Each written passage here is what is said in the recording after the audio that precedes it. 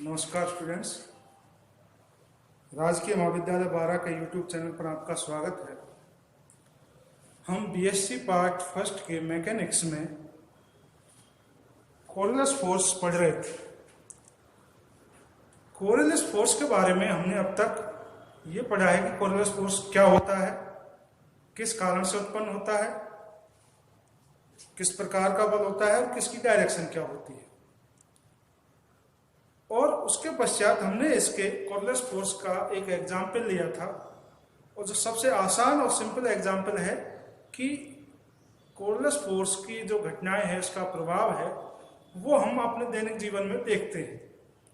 और उसका सबसे आसान एग्जाम्पल था कि पृथ्वी की घूर्णन गति, रोटेशन मोशन के कारण जो बल उत्पन्न होता है वो एक तरह का कोरियोलिस फोर्स होता है। और इसके कुछ एग्जाम्पल्स हमने देखे थे, जिसमें पहला एग्जाम्पल था कि कोई कण या पिंड यदि पृथ्वी पर क्षैतिज गति करता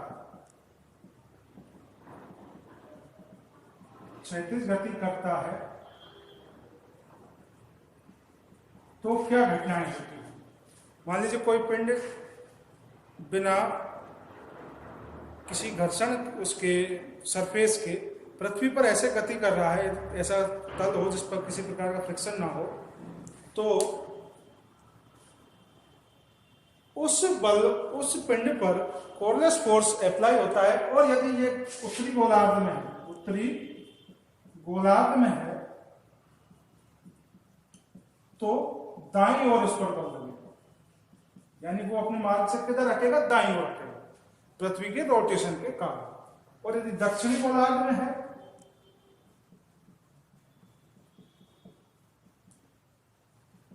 तो बाईं ओर।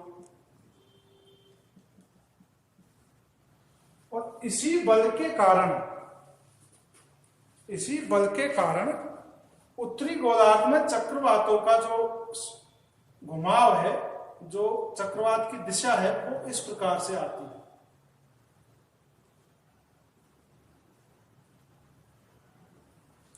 जबकि दक्षिण गोलार्ध में इस प्रकार से आएगी।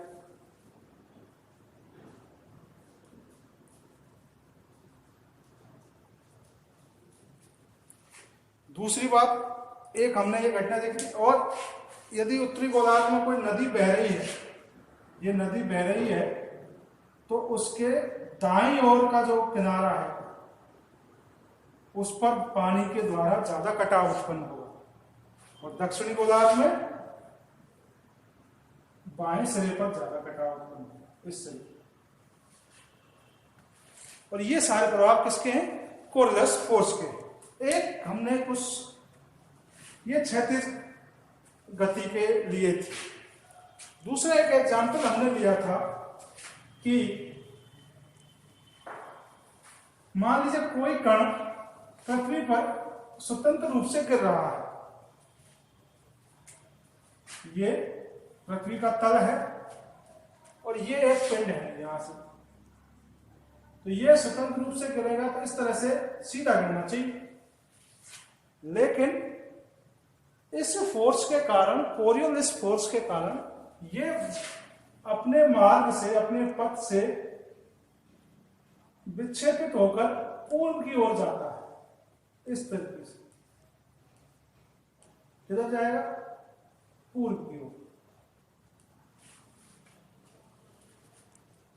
तो पूर्व की ओर जाएगा, यानी इस पर कुछ फोर्स लग रहा है, तो इसका वेग भी अलग आएगा, तथा ये डिस्टेंस जो तय करेगा वो होगी कुछ ना कुछ, यहां मार्ग से हटेगा, दूर हटेगा, तो ये डिस्टेंस बीच में होगी। तो इन दोनों के लिए हमने पिछले ही लेक्चर में एक फॉर्मूला डिराइव किया था। अब आज जो हम घटना लेने जा रहे हैं, जो एग्जाम्पल लेने जा रहे हैं, ये तो स्वतंत्र रूप से गिर रहा है और इस पर बल लग रहा था पूर्व की ओर।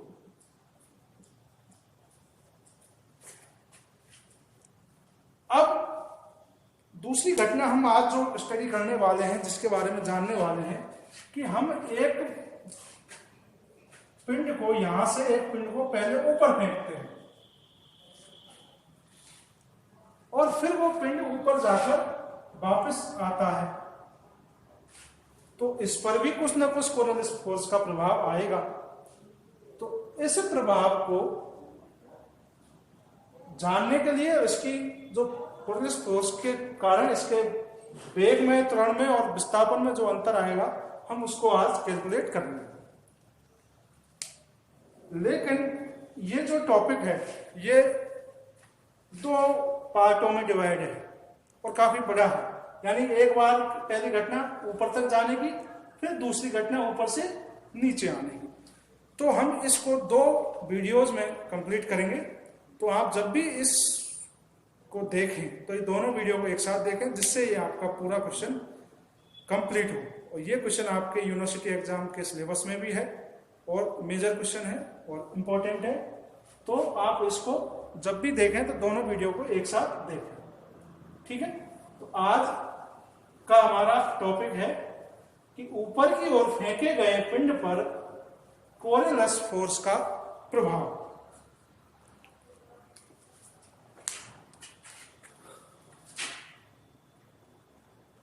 ऊर्ध्वाधर या ऊपर की ओर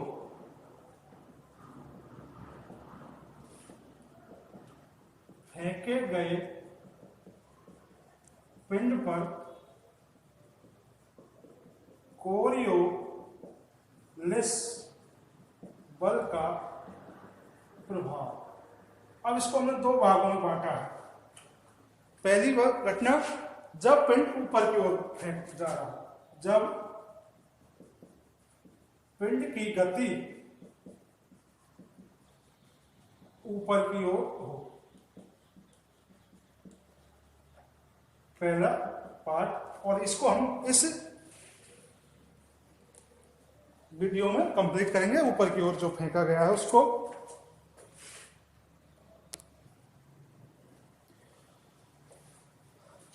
तो पृथ्वी का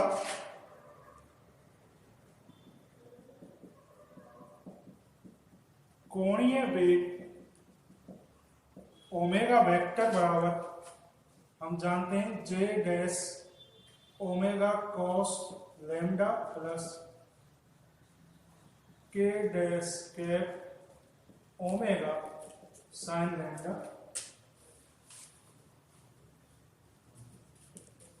आता।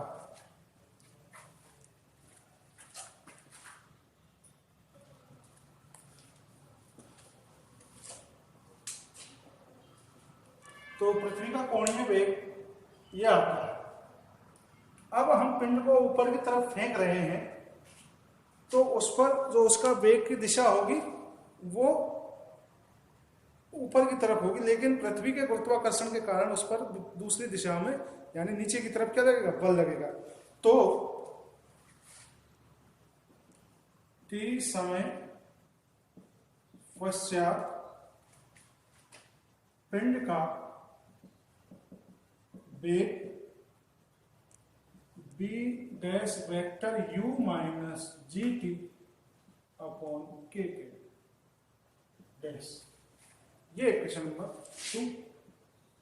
के कैप डैश यानी हम ऊपर की तरफ फेंक रहे हैं, तो जेड डायरेक्शन में फेंक रहे हैं, और ये उसका वेग है माइनस जी टी वेग, जो पृथ्वी का गुरुत्वाकर्षण फोर्स है, गुरुत्वाकर्षण है, उसके कारण दूसरी दिशा में लग रहा है, जो माइनस साइन से हमें पता चल रहा है।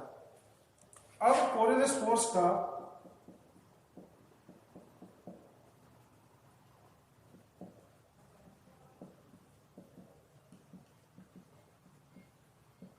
फॉर्मूला होता है 2m omega cross v dash vector. ये क्वेश्चन नंबर 3। अब हमारे पास ओमेगा है, v डैश है, तो इन दोनों को किसमें रखेंगे, इसमें रखेंगे। तो F C minus 2m I dash J dash K dash बटे इसमें आई का कोई कंपोनेंट नहीं है तो यहाँ 0, omega cos lambda omega sine lambda, ये के का कंपोनेंट, ये जे का कंपोनेंट। इसमें आई और जे का कोई कंपोनेंट नहीं है तो यहाँ 0 और यहाँ आएगा u माइनस जी टी बराबर। अब इसका हम क्रॉस प्रोडक्ट करेंगे तो एफ सी बराबर हमारे पास आएगा, ब्रैकेट की जरूरत नहीं है तो ये इसकी कॉलम और रो छोड़ेंगे तो इसका मल्टीप्लाई माइनस इसका मल्टीप्लाई, इन दोनों का मल्टीप्लाई माइनस 0 आएगा तो minus 2m iota dash u minus G T omega cos lambda plus J dash, तो जे के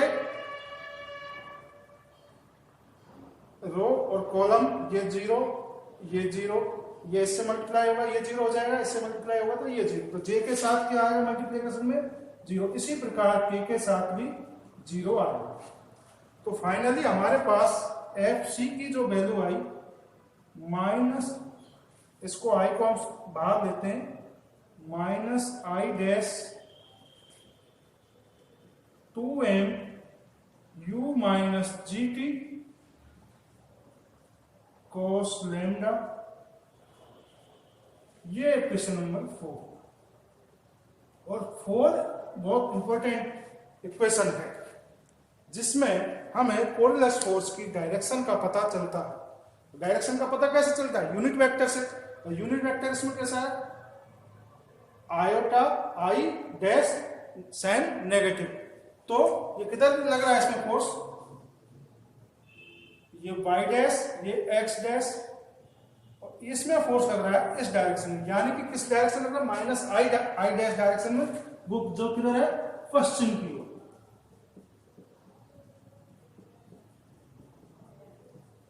पश्चिम की ओर, यानी कि हम कोई भी पिंड ऊपर की तरफ फेंकें या पिंड ऊपर की तरफ जो गति करेगा उस पर कोऑर्डिनेट फोर्स कैसा लगेगा? पश्चिम की ओर। यानी कि ये मान लीजिए पृथ्वी का तल, ये पृथ्वी का तल है, ठीक। अब यहां से हमने कोई पिंड ऊपर की तरफ फेंका, ये, तो इसकी डायरेक्शन ऐसे होनी चाहिए थी, यानी ये यहां जाना चाहिए था। लेकिन इस फोर्स के कारण माइनस आई डैश डायरेक्शन के कारण ये किधर जाएगा? ये जाएगा इधर।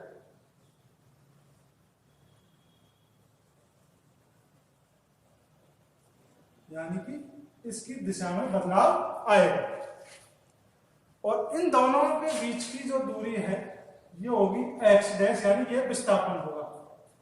और इसी को हम आगे कैलकुलेट करेंगे, जिस बेग से जाएगा उस बेग को कैलकुलेट करेंगे, तथा ये इन दोनों के बीच में जितना डिस्टेंस से दूरी बनाएगा उस डिस्टेंस को भी कैलकुलेट करेंगे। तो आगे आप समझो, माइनस आई डैश डायरेक्शन में बल लगता है, यानी कि ऊपर फेंके गए पिंड पर वो पिंड अपने मार्ग से पश्चिम की ओर बल का अनुभव करता है। अब हम इसको बल की गणना के लिए, इसको फोर्स को क्या लिख सकते हैं? वेग की गणना के लिए D dash D square x dash upon D T square. यदि हम डायरेक्शन को हटाएं तो माइनस 2m जी T omega cos lambda, m से m कट गया तो D x D T square minus, इसमें से g कॉमन लेंगे तो 2g omega cos lambda u upon G T. ये इक्वेशन नंबर 5। तो इक्वेशन नंबर 5 हमारे पास किसका है? ये त्वरण।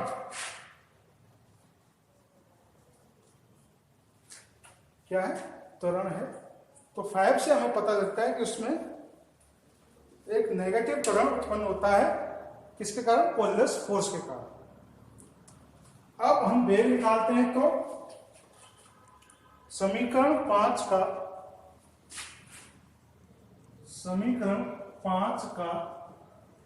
समय t के सापेक्ष अवकलन कितने समाकलन कर देंगे। तो D square D X dash D T square क्या बनेगा भाई, इसका एक बार समाकलन किया तो D X dash upon D T आएगा is equal to -2g omega cos lambda,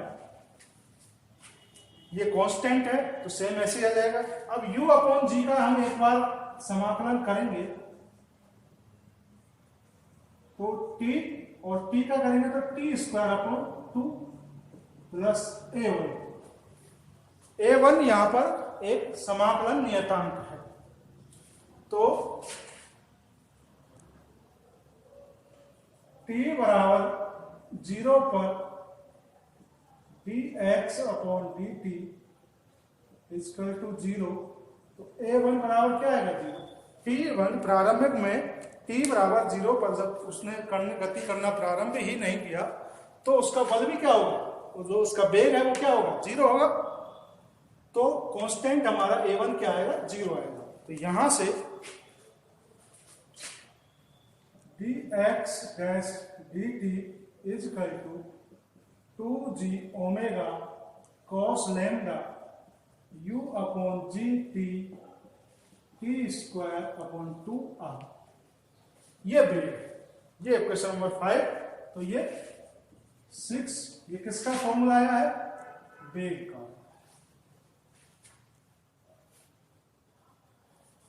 ठीक है भाई। अब वेग के बाद हमें क्या निकालना है x डैश, तो फिर इसका एक बार समाकलन करेंगे तो समय t के सापेक्ष समाकलन करने पर तो x डैश इसका समाकलन dx डैश अपॉन dt का समाकलन x dash is equal to, ये सारा कांस्टेंट है -2g cos lambda u g t square upon 2 minus t square upon 2 3 आएगा, ये 3 हो जाएगा। ठीक, इतना आएगा प्लस कांस्टेंट है टर्म a2, तो यहां से 2 इन दोनों में से कॉमन आएगा तो ये 2 से ये 2 कैंसिल और t बराबर 0 पर x डैश बराबर 0, तो a2 बराबर क्या आएगा 0 आएगा। x डैश बराबर हमारे पास आया g omega cos lambda u upon g t square t की पावर 3, ये क्वेश्चन नंबर 7। ये है विस्थापन, ये क्या है विस्थापन, ये जो डिस्टेंस वो तय करेगा वो ये है। अब इसमें आप देखिए जरा कि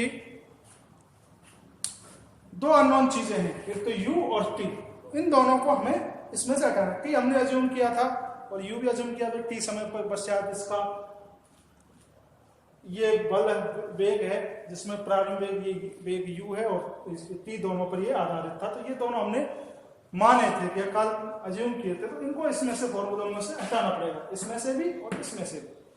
तो इसके लिए हम गति के समीकरण का उपयोग करेंगे। गति के समीकरण होते हैं b बराबर u प्लस a, एक तो ये होता है, दूसरा b बराबर u स्क्वायर प्लस 2as, ये होता है। लेकिन इस कंडीशन में जब आप देखिए जरा, पिंड जब ऊपर की तरफ गति करेगा तो एक पॉइंट ऐसा आएगा जहां ऊपर जाके वो पूरी ऊंचाई तय कर लेगा, फिर वहां से नीचे आना शुरू करेगा। तो ऊपर जाते जाते जब लास्ट पॉइंट पर वो पहुंचेगा तो उसका अंतिम वेग जो v है वो क्या होगा, 0 होगा। तो ये समीकरण क्या बन जाएंगे, एक तो ये 0 होगा और a का मान यहाँ क्या होगा, g होगा। तो g किसकी डायरेक्शन कैसी है, इस इन वेगों से विपरीत डायरेक्शन में है, तो ये कैसा आएगा, माइनस का आएगा। तो ये समीकरण क्या बनेंगे, इस कंडीशन में 0 बराबर u minus G T is equal to, एक तो ये बनेगा, फिर ये 0 बराबर u स्क्वायर minus 2gh, h maximum height है, ठीक है।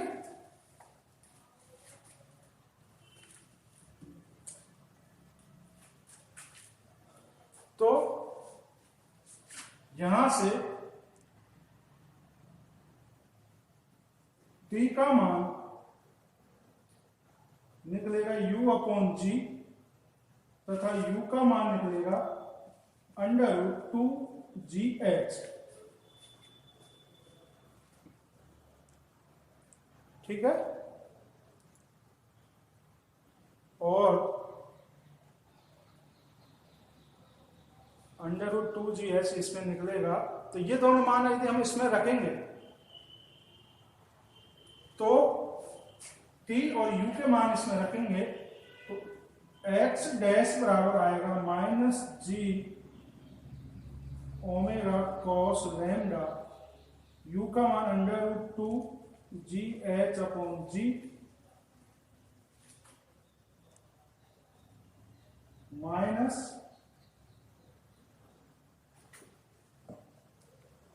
t का मान u रखेंगे u स्क्वायर, तो ये 2gh अपॉन, हाँ u स्क्वायर अपॉन जी स्क्वायर, तो ये जी स्क्वायर मल्टीप्लाई 1/3 t का मान ये है u की पावर 3, तो 2gh की पावर 3/2 अपॉन g की पावर 3। हमने यहां इसमें u का मान भी रख दिया, t का भी रख दिया, और इस कैलकुलेशन को करने के बाद x डैश आता है g omega cos lambda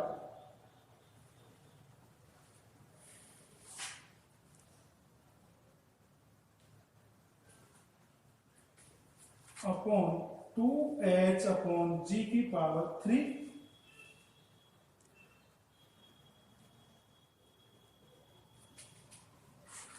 by 2, और यहां आएगा -2/3।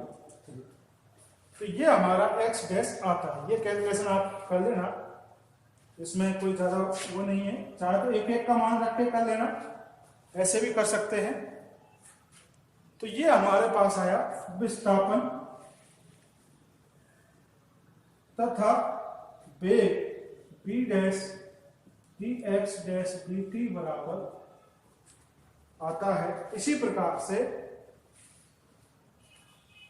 -g ओमेगा कॉस लैम्डा, तो h अपॉन g, ये वेग आता है। तो इसको इक्वेशन नंबर 8 कहें या ना।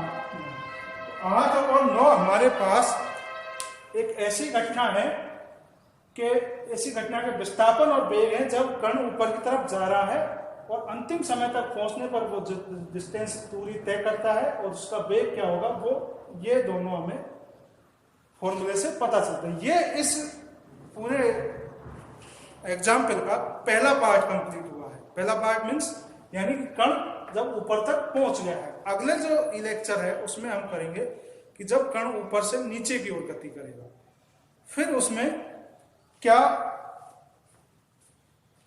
बदलाव आएंगे वो हम उसको देखेंगे। तो ये इसका पहला पार्ट है। अगले पार्ट के लिए आप अगला वीडियो जरूर देखें। तब जाके ये हमारा क्वेश्चन कंप्लीट